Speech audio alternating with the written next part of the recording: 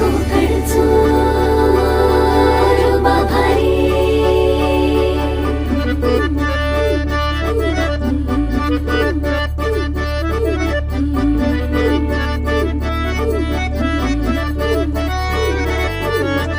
कोकणचो रुबा भारी माझ्या कोकणचो बाई तो रो भारी दिसते भारी गणपतीची स्वारी अन आला धादिस मामाच्या घरी मालवण चिपळूण सावंतवाडी माझ्या कोकण गावांचो दिमाग भारी